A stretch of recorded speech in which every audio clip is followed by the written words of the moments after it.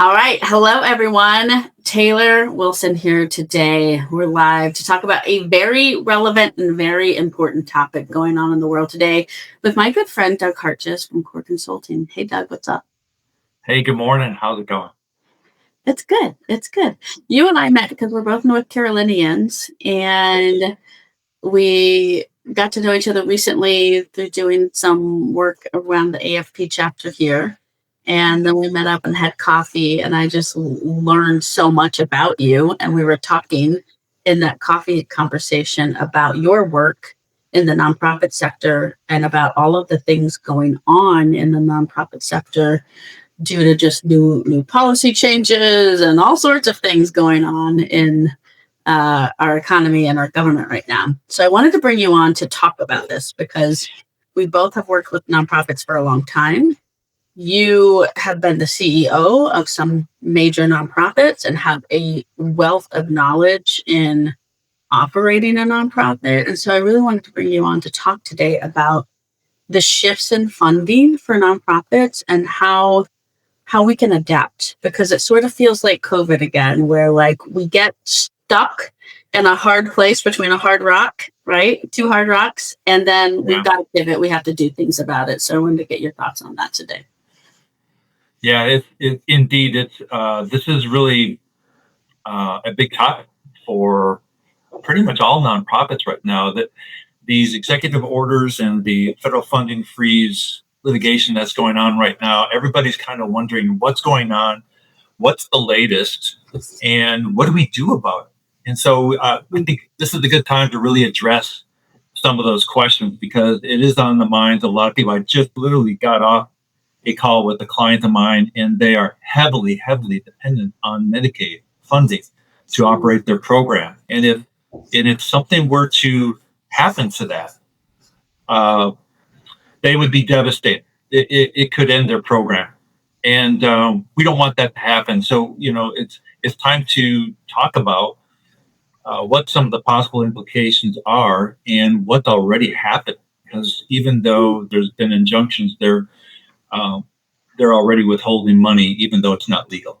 And so, there's more lawsuits going on with that. But, it started last month, right? In February, you might recall the Office of Management of Budget, otherwise known as the OMB.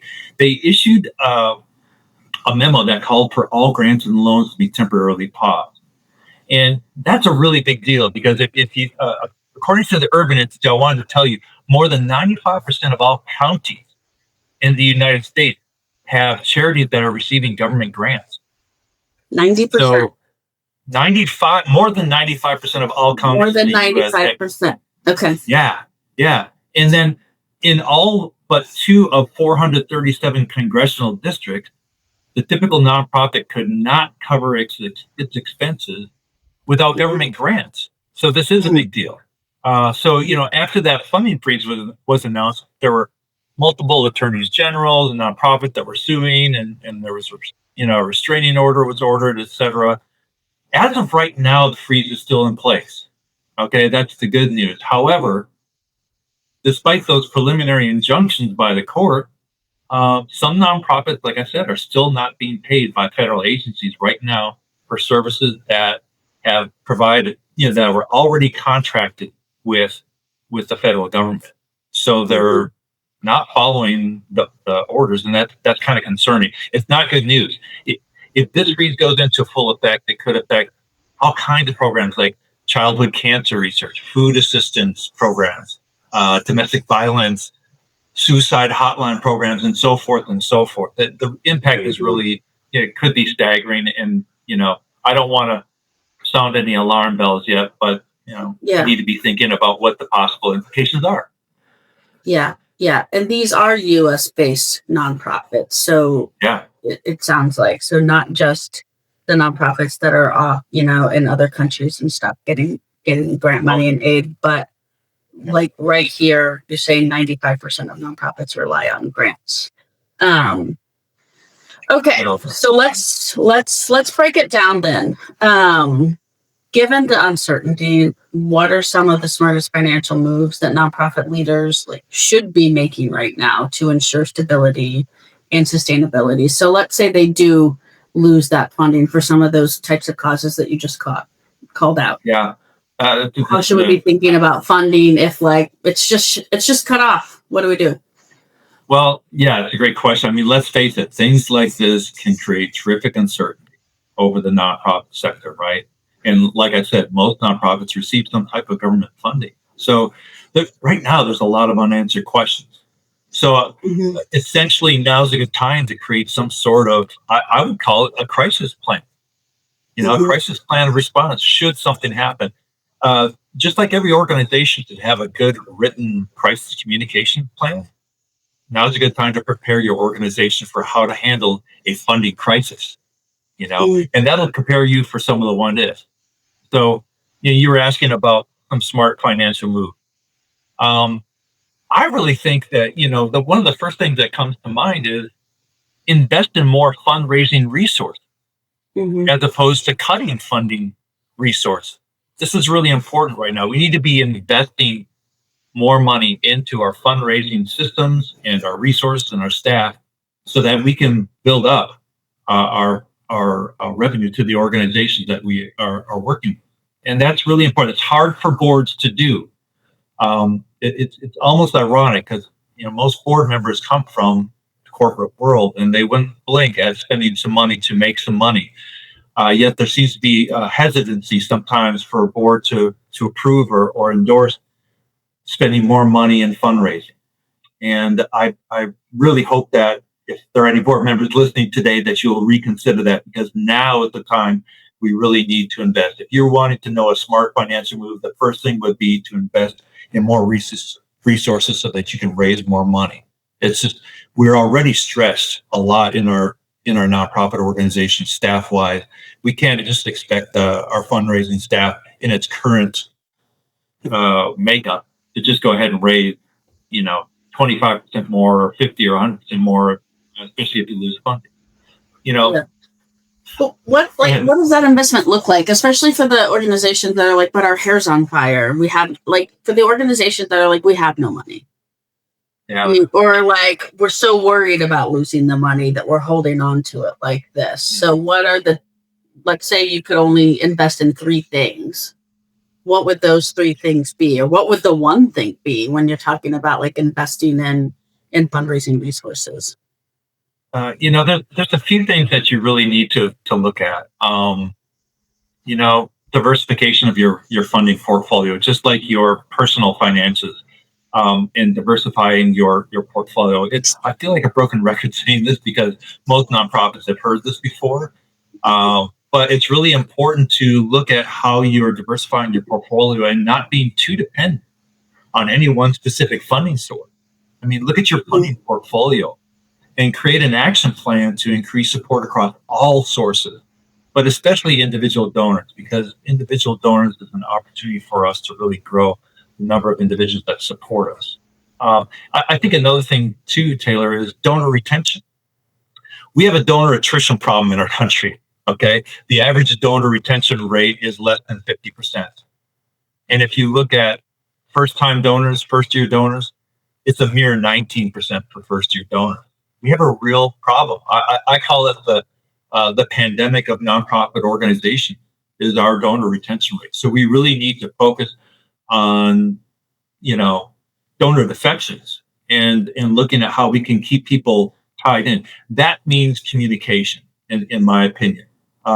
It's most donors, I think, defect from an organization because we're not doing a proper job of stewarding them and communicating with them and helping them feel connected to the mission.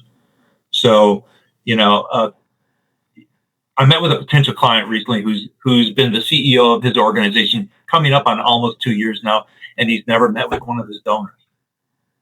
That's a huge red flag. Never? Yeah, huge. No, never. Why do you think that happens? Like a situation like that? Why? Because most nonprofit leaders, executive directors, CEOs, don't come from a background of fundraising. They come from a background of process or program type, and because they're managing the entire organization. It is not as common to see somebody with a fundraising background in a nonprofit leadership role, although that is changing some. So there's this fear, this lack of knowledge. You see, fundraising is a very complex and difficult job. There are a lot of different attributes to being a really effective fundraiser. And one of those things, though, is working on that donor relationship. Some people get it and understand it. Others, they give up easily. This individual's response was, well, they didn't return my call. Well, there's a lot of things that could be underlying. It could be that they were busy, or they never got the message, or they've been wanting to, they appreciate the call, but they just, haven't had time. Or they don't want to talk to them, could be another reason. But, one thing I've learned in fundraising is that, we have to be persistent, not a pest, but we have to be persistent. We have to let them know that our goal is more than just asking for money all the time, but our goal is really to build a healthy, happy donor relationship. And that means communicating with them on multiple levels. Yeah. Well, it's interesting because don't you think that those CEOs, if they're coming from a corporate world, like they would have talked to their top customers? Absolutely. Yeah. But like, when you throw the word in fundraising, that scares the heck out of everybody. With the exception of a few of us like ourselves who love it and think it's the best thing, we think it's fun. But for a lot of people, they don't think it's fun. They don't understand what the process is going into it. And I would agree with you. In the corporate world, we call it business development, right? It was developing your clientele and stewarding them. There was a focus on retention and renewals. It was less expensive to retain a customer than it was to gain a new customer. These are all principles that many people know. But, when you become a CEO or an executive director of a nonprofit, you've got a lot of other things on your plate. And to try to, one of the most difficult things that they have to do is to try to invest time to meet with donor and get away from the debt. I always told my staff, good things happen when I'm out of the office. Good things happen. One of that is I'm meeting with the people that love and support our organization. And if I'm in the office, I want you to ask me why. Doug, why are you in the office? I better have a good reason why I'm not out there meeting and building relationships with the people that care and love about us. Yeah. It's so funny because I think it's like people make these distinctions between like the corporate world and the nonprofit world, and like those principles apply across both in the same way. I was just saying the same thing recently to my team and talking about how, like, when I'm out at events, I'm meeting people, I'm networking, like that's the best use. And it's the same for you as a CEO of a nonprofit organization. Okay. Can I ask you something about like tapping into, because I want to give people some things that they can really walk away with today. And you're talking about diversification of funding sources. It's almost like again, applying these concepts, these bigger concepts that people just know in business, like, for in personal investments, like having 7 streams of income, right? 7 streams of revenue. Like it's the same for the nonprofits. Maybe give us a practical application of how to identify like what those different sources of funding could be. Like how could one diversify? How should a nonprofit leader be thinking about diversification in terms of funding streams?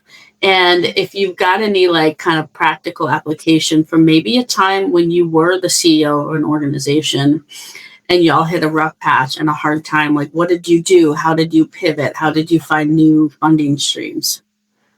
Yeah, that's a great question. I reflect back on some of the nonprofit leadership roles I've had in looking at our funding models. And, I was brought in to really rebuild a fundraising program for Big Brothers Big Sisters one time in Charlotte, North Carolina. And when I looked at their funding portfolio, they were very heavily reliant on grant funding. And so that set up a little bit of a risk, when you're dependent on one particular funder or type of funding source, just as you would be if you are very dependent on government grants, or Medicaid or things like that. So, but it's not necessarily a bad thing all the time. My goal wasn't to reduce foundation funding and bring in more money on the individual side. My goal was to continue to build on that funding source while I was focusing even more energy on bringing in more individual donors. So I think, first off, I think it's really important to assess your funding model and then ask yourself, what is our financial risk? What funding will be needed to sustain your work should you lose a funding? Does this uncertainty warrant adding a specific group of funders or an investment in a program like yours right now? Should you move up, or should you add a solicitation activity to what you're already doing? There's been a push for foundations, but I wanted to mention there's been a push for foundations over the last couple of years to increase their annual distribution of funds from the typical 5% of their overall portfolio to 6 or 10% or even more. And I think now it's a really good time to be having discussions with your foundation partners and your corporate partners too. Before you jump into what your needs are with your foundation corporate partners, though, I think it's really important to lead with empathy. Ask them how this flurry of activity the last couple months has affected them. Lead with empathy, have a conversation with them, but find out, well, has your funding priorities changed because of any of these executive orders, or what's happened over the last couple of years? Are they increasing their funding outreach because they want to give away more of their corpus, for instance? The fact is that the likelihood of government funding increasing for nonprofit over the next few years is really not looking good. In fact, the opposite is probably more likely. Yeah. So, okay, there's something I want to get into a little bit after this. So let's put a pin in like talking about how to get out there and do better fundraising and marketing, quite frankly, right now, if you've got to build these new sources of streams of income and or just like boost them. It's not necessarily like you don't have it already, but if you've got an individual giving program and you've been doing less of that because you've relied on grants and now the times are changing, how do you adapt and like get, better the fundraising? But first I want to talk about the fact that like this doesn't just affect budgets and it has a trickle effect, right? So it affects staff, it affects programs, it affects, there's a massive trickle effect on an organization and the people who receive services from that organization. When we're thinking about that, so let's think about different people maybe within a nonprofit, different types of leadership within a nonprofit who are now getting affected by this, who aren't on the development or fundraising side of the house. Like what recommendations do you have for people who aren't fundraisers but are like being affected by their programs, being disrupted? They're on the ground every day communicating with people who receive services that are now being affected. Yeah, I think it's really important because remember, it's not just fundraisers or executive directors and boards who are worried about the funding. All staff are worried about the funding. We are all open and hearing what's going on in our government right now and the potential impacts. And none of it is really good news right now. And that creates a lot of stress and worry. And so I'm concerned for the mental health of our nonprofit employees. And so I think we should be having conversations with them. Should you be having some private conversations with the board about the impacts of the potential impacts, looking at forecasting, all that stuff? Yes, absolutely. But you should also be communicating with your staff and doing it regularly, because you know what? There's a new story every day or a change. Is the injunction lifted? Is it in place? Is the freeze going to happen? Is it not going to happen? It's literally changing on such a regular basis that we really need to be paying attention as to what those are and communicating with the staff and letting them know what our plan is. I think, if you're doing a good job and having those conversations with the board and your leadership and you're talking about what our potential plan is, even if you don't know how it's going to impact you yet, at least you can be there and listen to your staff and, show empathy and and understanding and try to help them through this difficult time. That's really Yeah.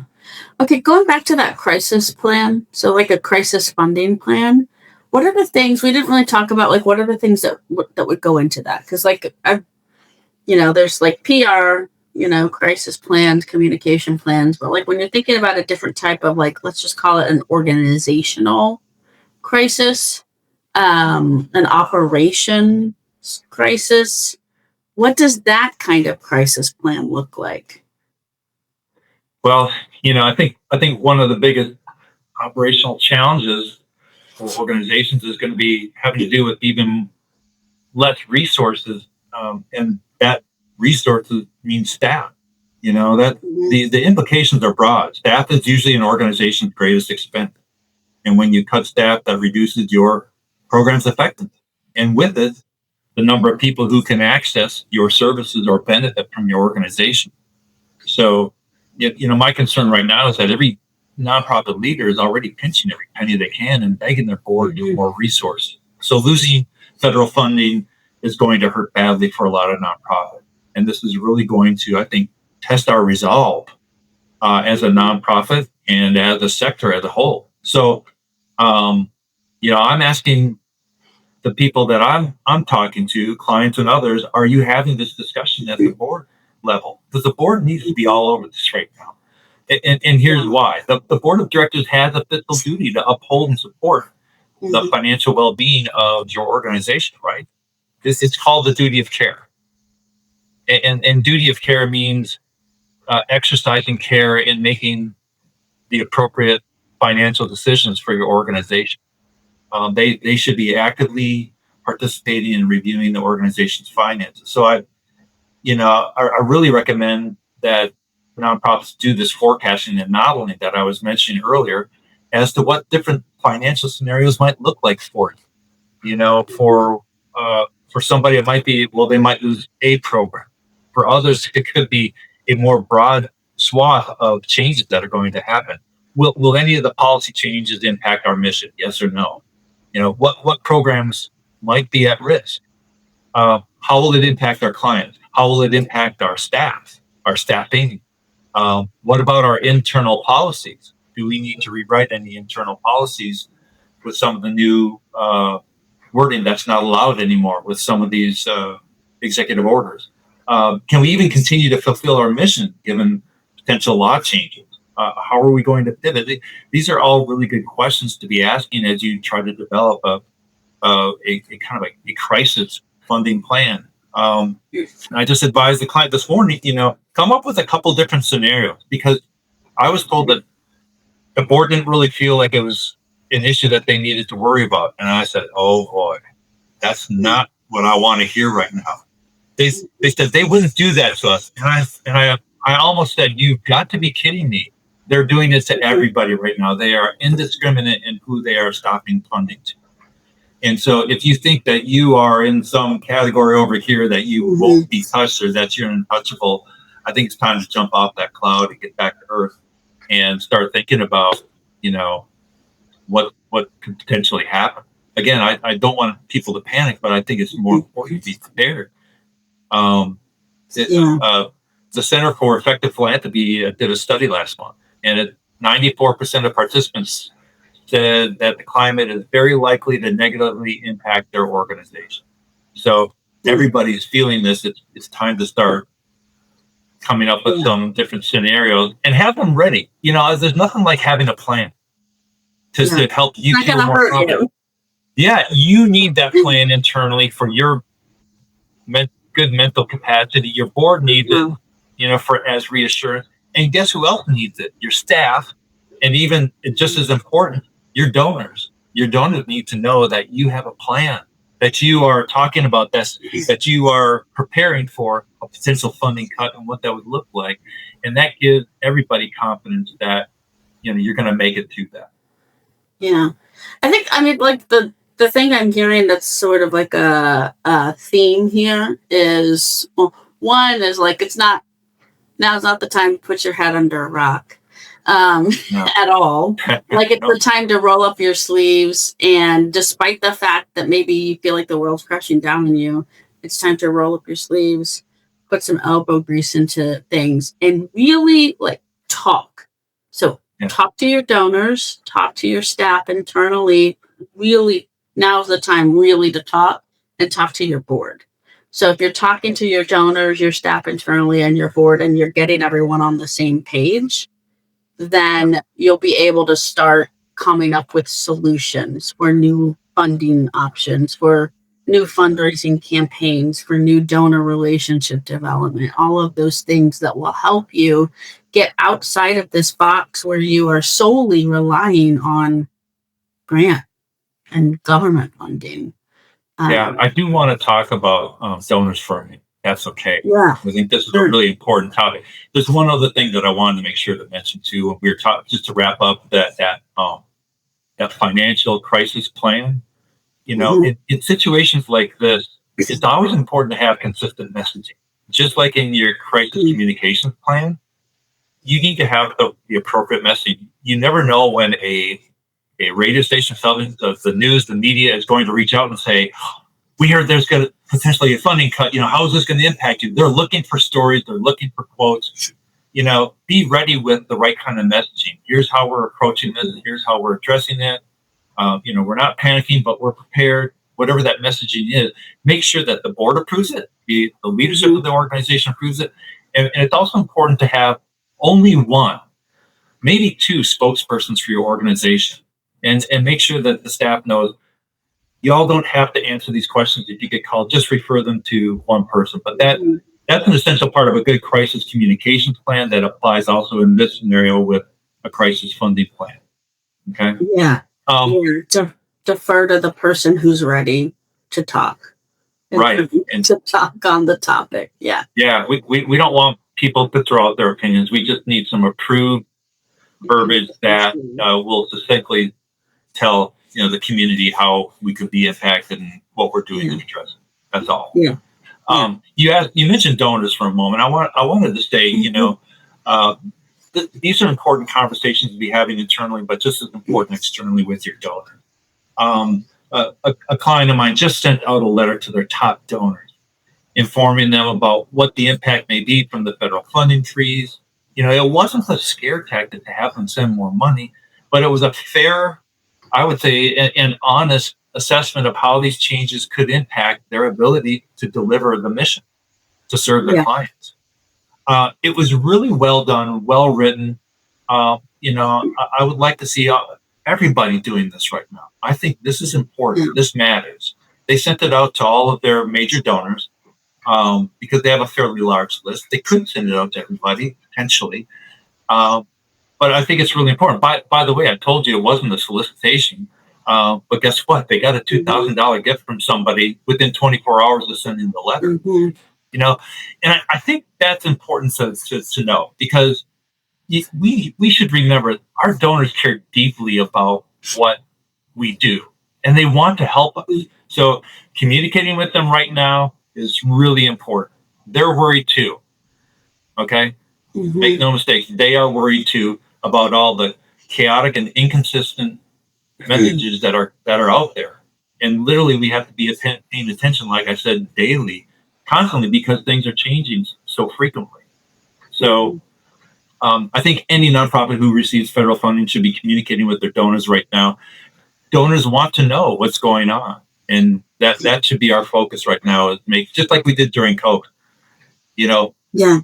Our best advice was to reach out to your donors, check in on them, ask their opinion, ask them how they're doing.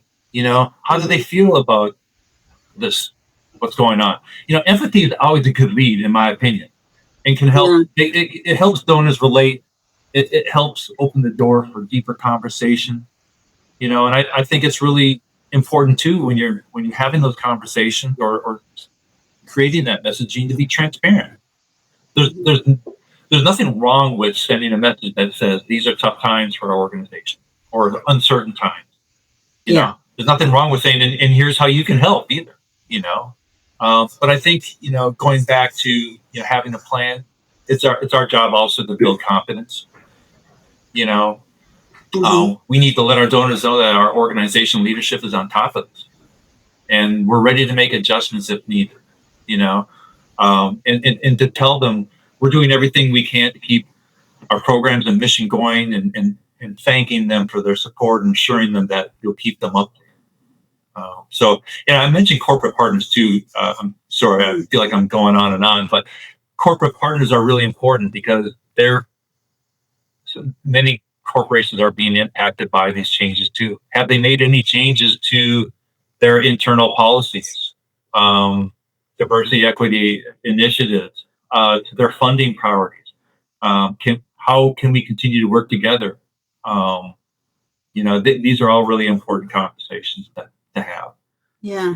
Well, there was something that you shared with me offline before we got on live here today, that I was really not aware of. So I want to, you're more the expert in this field. So I want to get your kind of feedback on this, and thoughts, and have you share with us on this. You mentioned to me that, like, so a lot of organizations now are dealing with DEI language updates that they're having to make based off of some of the executive orders that have come out. And you actually told me that these language updates can affect them getting their funding. So, Yeah. like, tell me more about that. I just don't know a lot about this. Tell me more about, like, what that means, what organizations need to be doing in order to make sure that they don't run into an issue with some, like, language somewhere that then prevents funding. Great. Thank you for asking that. DEI is a big deal. There's other stuff that's come through regarding LGBTQ, immigration populations. There are a lot of executive orders that are coming through that are going to affect nonprofits' ability to deliver its services. But specifically around DEI, it was an executive order that basically ends all what they call illegal discrimination. So it requires every federal grant or contract to certify that it's compliant with these new anti-discrimination laws, and does not operate any programs that promote DEI, which would violate them. So there are these requirements that you do not promote DEI in a way that violates these new laws. But so it kind of raises these concerns about how illegal DEI will be defined and enforced. So again, there's a lot of uncertainty with this, but it's tricky because DEI principles are integral and in some cases central to the mission of a nonprofit. So just real briefly, I'll tell you, back in February, a judge blocked the termination of equity-related contracts. Okay, but here again, the change is already being implemented, even though there was an injunction. So, for instance, here in North Carolina, just a week and a half ago, the Department of Housing and Urban Development announced that it had denied City of Asheville's draft action plan for distributing more than $225 million in federal funds for hurricane relief, because the plan had incorporated DEI criteria to prioritize some of the impacted residents. Now, last week, an appellate court removed the injunction overall nationwide, meaning the government can again halt contracts and grants while the litigation continues. So I guess what I'm trying to say is, if you're a nonprofit who receives federal funding, I recommend you review your DEI programs and policies.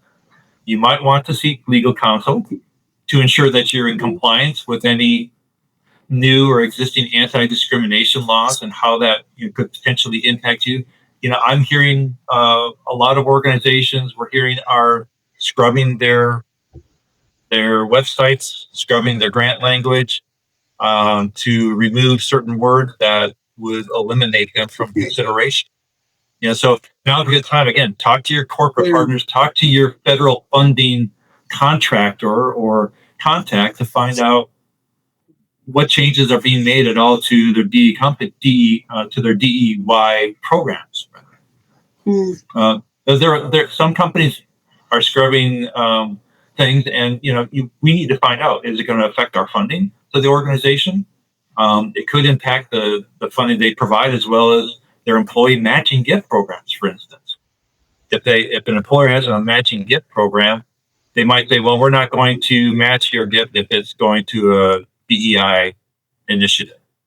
So those are good questions to be asking your partners right now, and just knowing what's out there and what you could be prepared Yeah. Well, I feel like this fits all into the like have a crisis plan. Like Yeah. it's fits into like it's part of that. Like, okay, we also need to go take a look at that and get legal counsel if needed to take a look at our language to make sure we are compliant with the language or whatever it is to ensure there are no disruptions in funding. And so there could be words that you're not even aware of right now that are out there currently in a policy that are now legally a problem and Yeah. could down the road bite you in the butt because now it's found, oh, you can't have this word and now we're cutting your funding off.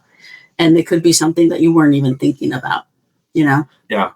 Yeah. So I think we're hearing nonprofits are having to come up with alternative language words. Yeah. You know, Okay. and that is helping them get through the process. Yeah. So I think I'm glad that you brought that up and mentioned it because again, it could just be something that a lot of people aren't even quite aware of or don't know how it affects them. And so it's like this is part of the crisis plan too, is looking at all of those things right now. Definitely. All right. So to round us out, Doug, you know, are there any opportunities hidden in all of this uncertainty? Like it's sort of funny because like we both lived in this world through the pandemic and saw how out of crisis arose new opportunities and new ingenuity. And one of the things that was so cool was seeing how this sector rose up in crisis in the pandemic. And in many ways, some organizations had record fundraising numbers because they were able to use the crisis to say, whoa, we've got to do things a different way. And it was also an opportunity to fundraise and market in a way that was really brought a lot of awareness around. So like, do you see an opportunity at all that organizations can be tapping into? I think there's always opportunity. And, as dire as things may seem, it's really hard it's really easy to go down that dark path. And I want to encourage people to hang in there. But I think some of the opportunities are really around, getting to know your donors better, steward them, build that happy donor relationship that's going to endure and sustain you during these difficult times. Another opportunity is now's a good time to get your board more involved in donor outreach. If this isn't a wake-up call, I don't know what it is. This is a good time to help the board understand how they can help with fundraising, even if it's simply thanking a donor or connecting you to their communities. So, I think it's a good opportunity. Okay, board, let's go. Let's can you help us out by doing a few things and helping us keep our donors connected to us? Transparency. I think with your board, with your donors, we should be unapologetic in asking for what we need to fulfill our mission. I've always said that. We need to be unapologetic. I mean, after all, we're not asking for ourselves personally. We're asking on behalf of those that we serve. So why should we apologize for that or feel bad about asking for more help? We should not. But that transparency is really important. And I think the last thing I'll say is that things have a tendency to swing in both directions, like a pendulum, don't they? There's momentum this way, and then it comes back this way. And what I mean is that things are tough and uncertain right now for a lot of nonprofits and for everybody in general. There's just a lot going on, but things have a tendency to also course correct over time. So if we can be patient, if we can maintain hope that things will get better, I think they will. But meanwhile, you have to have that plan that we talked about, and you need to communicate what that plan is. You need to be ready, and communicate that plan to your staff, to your constituents, to your volunteers, etc. And when you do, you build that confidence that we were talking about earlier, and that trust, and you build healthy and strong relationships. So I would say be patient, don't overact, have those important conversations, have a plan B, have a plan C, and we'll make it through this. there's really something to be said for the power of community here. It's that strength that comes from knowing that you're not alone in the journey. And right now, a sense of community is more important than ever, isn't it? Yeah. Personally, one of the ways I'm coping with some of this chaos is to do even more outreach to others than I normally do. So there are things that you can do to help with self-care. And I think self-care is an important part of this conversation too, because a lot of people are hurting right now and are unsure what's going to happen. So, there are things you can do. Go to the Association of Fundraising Professionals, educational sessions and socials and things that they provide. Check in on a colleague or a friend or a family member. Go to a Rotary meeting. Ask for advice. Talk to your mentor. Find your peers, your communities, and engage with them. And we can learn from each other, but more importantly, we can support each other too. And I think if we do that, we're going to be okay. Yeah. And I think the last thing I'll add on to this is and this comes with the messaging consistency and communication with your donors and your board. They're a part of the story. And one of the things that I've learned in all of my years in doing, storytelling and messaging work with organizations is it's about them too. It's they're with you on this journey to fulfill the mission. So clearly communicating to them what's happening, what the trickle effect is, like you said, not sounding the alarm. So it's this fear messaging, but this is what's going on. This is the trickle effect. You're a part of our community, let's come together, sort of thing. And bringing them into the story of how they can impact this crisis situation too. I think in your communications with donors, whether it's on a mass basis in your email marketing or your one-on-one conversations with major donors. I think that consistency of bringing them into the story with you is very important at this moment in time and also very effective.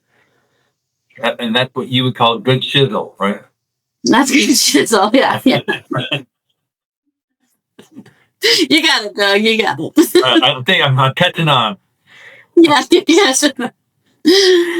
I want to mention one last thing. There may be some resources out that people want to know about. Go to the Council of Nonprofits website, councilofnonprofits.org. They have a chart of the executive orders on there. They have an FAQ on executive actions that are affecting nonprofits.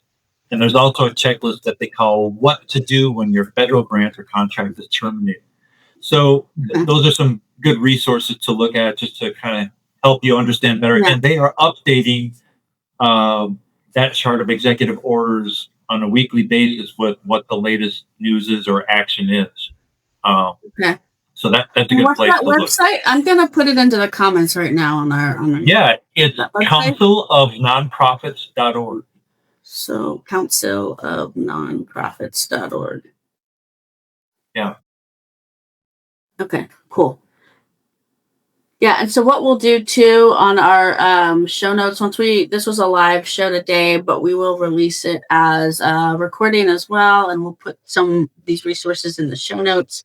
And Doug, if you've got any other resources like that you think of later, send them my way, and I'll make sure that we put them out when we put out the recording of this. I want to thank you. Thank you for being my friend. Thank you for coming on and talking about this today. It's a big topic. It's a hard topic right now. I know so many people that are struggling with this. I know you do too. If you are listening and you know a nonprofit who needs help with this, Doug is a great resource.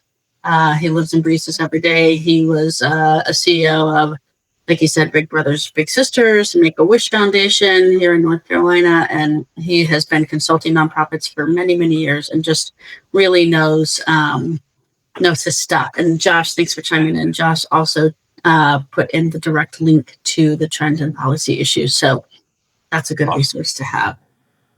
Thank you so much for the opportunity. It's been really great to talk about a difficult but important topic that I think, we need to be paying attention to. And like I said, we'll be okay.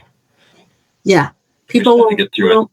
people persevere, I've got faith in the sector, and we've got a lot of really passionate, really smart people working on these things at their organizations. So I've got faith, and I liked your message about be patient. Yeah. And advocate, reach out to your elected officials. They need to hear from you. That's their job. And they want to know what's going on and how these changes could impact your organization, specifically your community. And that they want to know that. So I really encourage everybody on a local level to reach out to their representatives. Now's the most important time to do that. Yeah, absolutely. All right, Doug, thank you so much. Yeah. I hope this was helpful to everyone listening today. If you've got questions, chime them in on this LinkedIn post. We'll follow up with questions. And until next time, go get your good shizzle done.